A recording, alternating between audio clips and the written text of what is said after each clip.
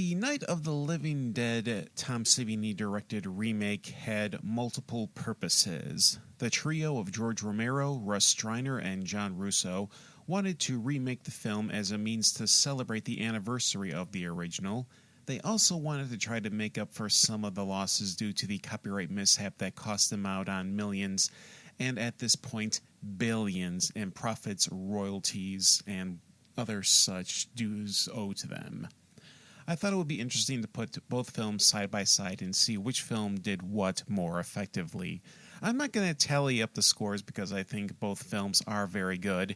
You may agree or disagree with my views on these elements of the film. Tell me your thoughts in the comments or on social media. This is one I'm curious to read or hear about your feedback. The elements of the film I'll be looking at include the characters, zombies and makeup, the music score, and the dialogue.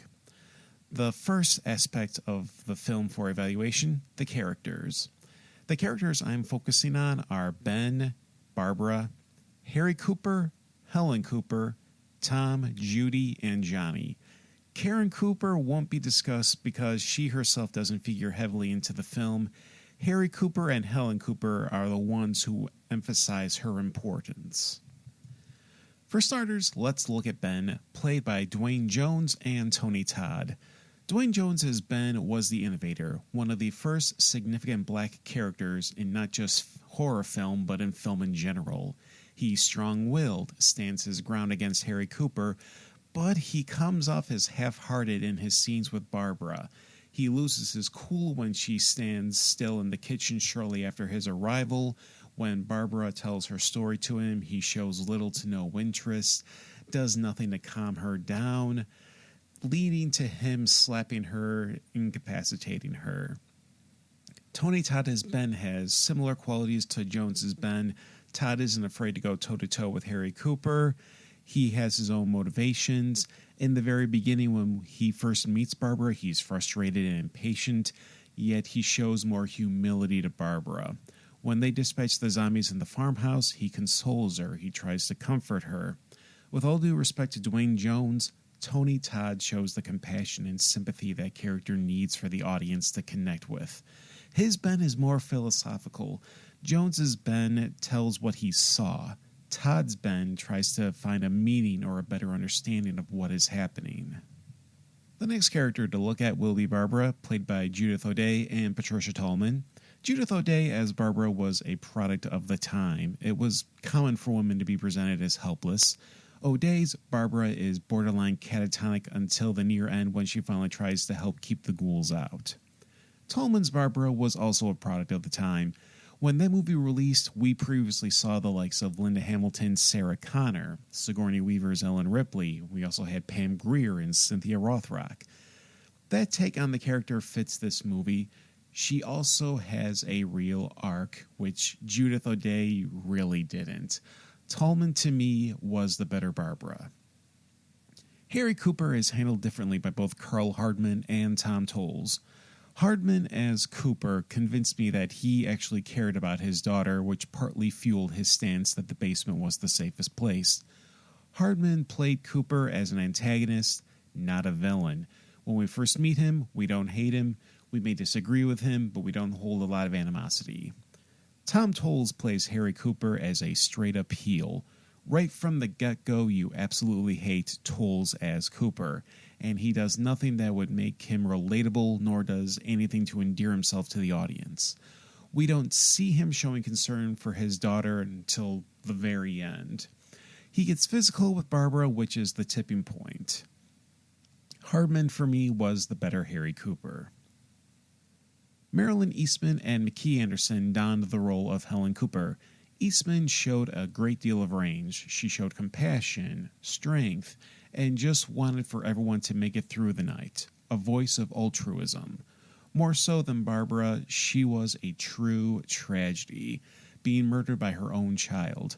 I don't remember McKee Anderson doing anything remotely close to the quality of work that Eastman does in the original McKee Anderson, the actress who plays Helen Cooper in the 1990 remake.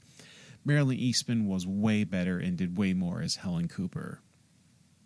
Keith Wayne and Judith Ridley were Tom and Judy in the original, while William Butler and Kate Finneran were Tom and Judy in the 1990 remake.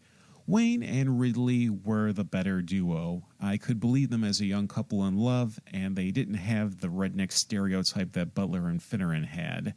Wayne and Ridley played the role with geographical ambiguity. Butler and Finneran belong in a Rob Zombie movie, not in Night of the Living Dead. Alright, and the last character we are looking at is Johnny. Russ Streiner played him in the original, while Bill Moseley was in the 1990 remake. Streiner gave Johnny an everyman quality, then gradually turned into the teasing brother. He gave us the iconic line, "They're coming to get you, Barbara." Another notable element, I was sad when Johnny got killed. Bill Moseley as Johnny was an insufferable asshole. Right from the beginning, he's teasing Barbara, making crude jokes, and his death was obviously a dummy. At least with Streiner, his death was edited and we saw it was him with his head bashed on the gravestone. But the dummy took me right out of the moment. Streiner was the better Johnny and had the better death. Now let's move on to the zombies and makeup effects. The original had fresh human-looking zombies, which fit with the notion that it was the recently dead coming back to life to attack the living.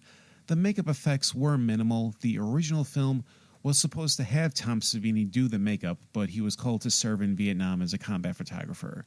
Thankfully, that allowed the production to focus on the shots and capturing the action.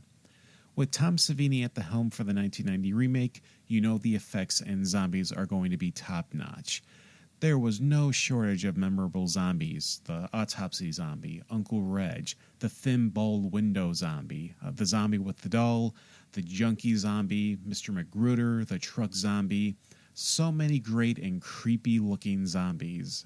This is no contest. The 1990 remake had the superior makeup effects and the more memorable zombies. The music offerings are very different between the two films. The original was a collection of library tracks. The 1990 remake had an ambient music score by Paul McCulloch. Between the two, the library music proves to be more memorable compared to the score by McCulloch, and I've heard the library music in other media, Ren and Stimpy being the best example, frequently used tracks from that same library.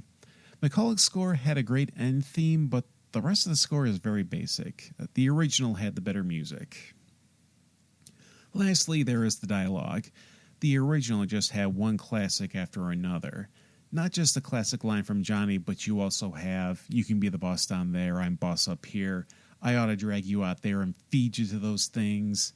And then, of course, there's the coroner on the news at the news station. In the cold room at the university, we had a cadaver from which all 4 limbs had been amputated. Sometime early this morning, it opened its eyes and began to move its trunk. It was dead, but it opened its eyes and tried to move. And who can forget this amazing interview? Hey, Cass, put that thing all the way in the fire. We don't want it getting up again. All right, I got you. Chief McClellan, how's everything going? Oh, things aren't going too bad. Men are taking it pretty good. You want to get on the other side of the road over there? Chief, do you think we'll be able to defeat these things? Well, we killed 19 of them today right in this area. Those last 3 we caught trying to claw their way into an abandoned shed. They must have thought somebody was in there. There wasn't, though. We heard them making all kind of noise. We came over and beat them off, blasted them down. Chief, as soon as you're finished, can I see you here? Yeah, okay. Chief, if I were surrounded by 6 or 8 of these things, would I stand a chance with them? Well, there's no problem. If you had a gun, shoot them in the head. That's a sure way to kill them. If you don't, get yourself a club or a torch. Beat them or burn them. They go up pretty easy. Well, Chief McClellan, how long do you think it will take you until you get the situation under control? Well, that's pretty hard to say. We don't know how many of them there are. We know when we find them, we can kill them. Are they slow-moving, Chief? Yeah, they're dead. They're all messed up. Such great dialogue, and a lot of it was improvised. The remake has its share of lines, Ben's monologue in front of the fireplace, Barbara's stand when the zombies are starting to assault the house, Harry Cooper calling everybody yo-yos. There's no arguing the original lines had the greater longevity and are still quoted in other media. The remake, not so much. All right, to round up the comparisons, I would say the original had the better Harry Cooper, Helen Cooper, Tom and Judy, Johnny, music, and dialogue, the 1990 remake definitely had the better Ben, Barbara, zombies, and makeup. Is one movie better than the other? For me, no. They're both very effective with their own strengths and weaknesses.